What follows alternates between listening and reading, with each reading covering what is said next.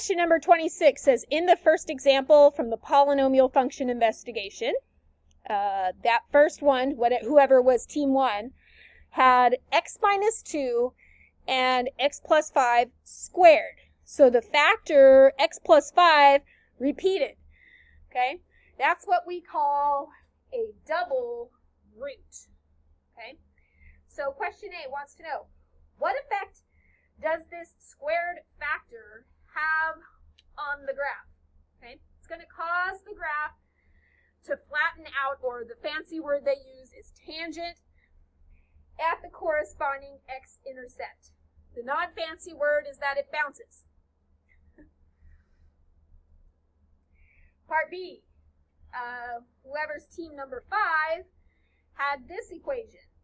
Negative 0.1 times x plus 4 to the first, or what is that? Oh, that's a 3, sorry. To the third has a cubic factor. What effect does a cubic factor have on the graph?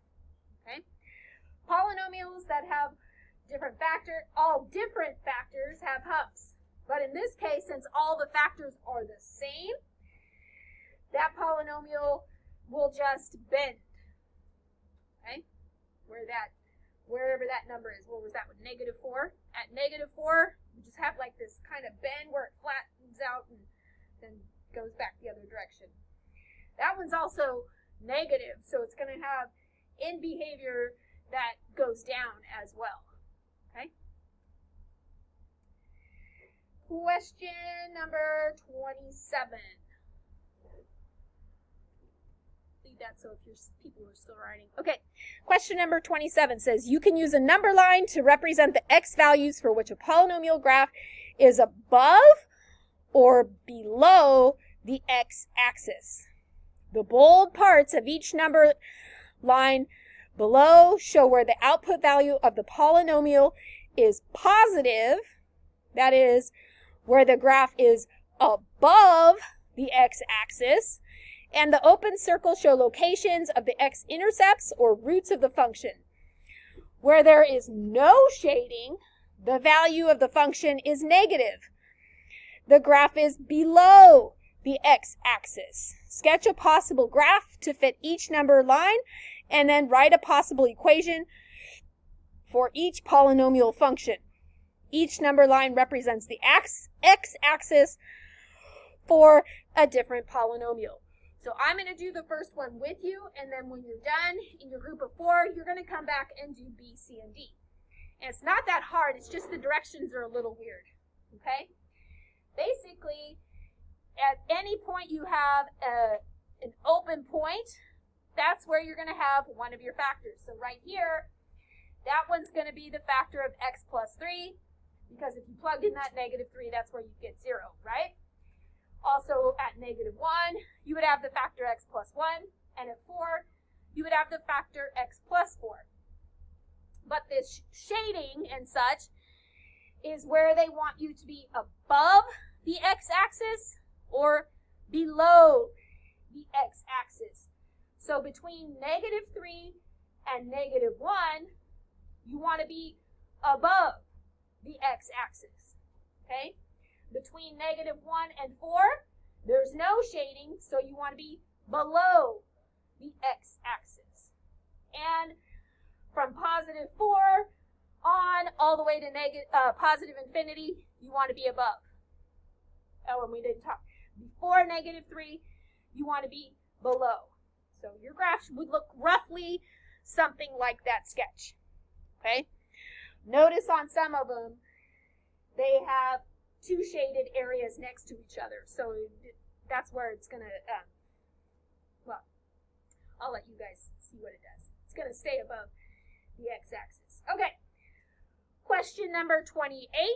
We've already answered a question like this, so hopefully this clarifies it. If you still have a question on it, it says, what can you say about the graphs of the polynomial functions with an even degree compared to the graphs of polynomial functions with an odd degree? Use the graphs from the polynomial function investigation to justify your response. So, even degree are going to start and end in the same direction, and odd degrees are going to start and end in opposite directions. Any questions on that? That I think you guys already knew. Okay, so for question number 29, they want you to choose three of the polynomials you graphed in the polynomial investigation gallery walk and create number lines. I just want you to do the one that your group did. So group 1 did the first one, group 2 did the second one, and so on. Remember, I did my own separate one and called it H for Hoban.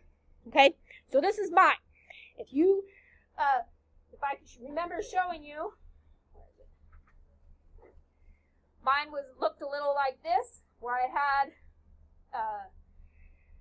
this intersection right here at -5, so that would have been an x plus 5. Here at -3, that would have been my x plus 3.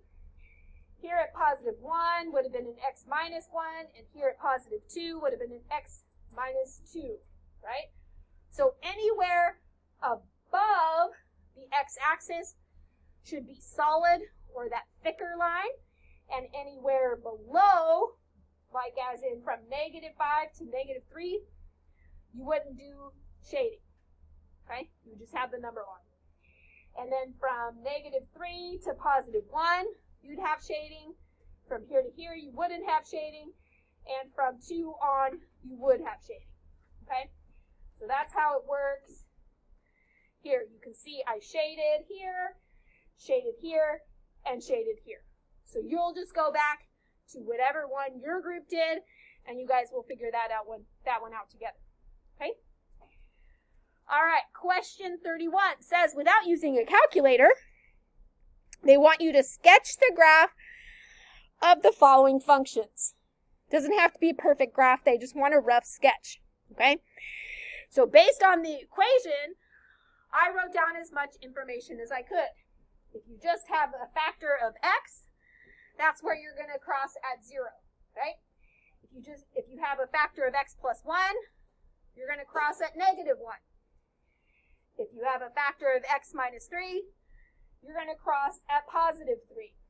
The other piece of information was that the whole polynomial was negative, meaning the end behavior will be going down towards -infinity.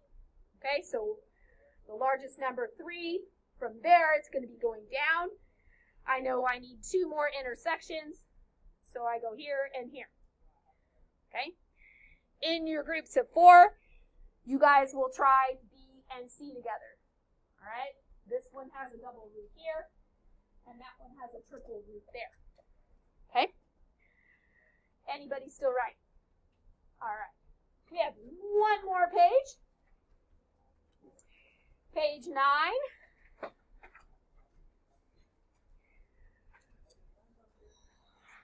We're going to sketch some graphs based on the information they gave us. So the degree is the value of the largest exponent of a polynomial function, helps determine the shape of the graph by telling us how many turning points or humps the graph has, and the leading coefficient, the coefficient of the term with the highest exponent when the polynomial is written in standard form, is the first coefficient. The leading coefficient will tell us which way the ends of the graph will point. This is called the end behavior. Okay, so the first one is just a first degree polynomial. That's like a line, right? If it's positive, it's going up from left to right.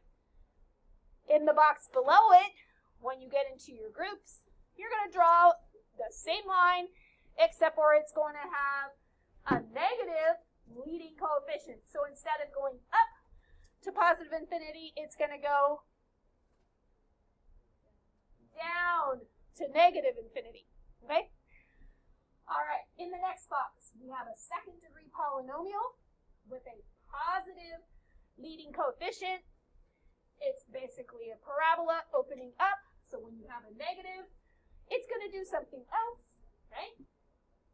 In the third box is a third degree polynomial with a positive leading coefficient, meaning it's going to go towards positive infinity on its end behavior. So underneath it, you're going to do a third degree polynomial, but with negative end behavior. Okay. In this fourth box, we have a fourth degree polynomial because it has 1, 2, 3, 4 terms, and it's a positive coefficient, so its end behavior is going up. You're going to draw one below it, going to negative infinity. And the last box is a fifth degree polynomial with a positive coefficient. So it has 1, 2, 3, 4, 5 terms. And it's positive, so it's going up towards positive infinity. Okay? So you're sketching all of the negative ones. I did all of the positive ones. The last two things are just to help you if you get double and single roots, okay? Triple. Okay, so for single root, it's just going to cross through the x-axis and go. If you have a double root, it's going to bounce. If you have a triple root, it's going to flatten out for a second. The word they use is tangent. It's called kind of flattens out for a second and then keeps going. And then there's nothing to write at the bottom. It's just pictures for you to look at. More explanation. Okay.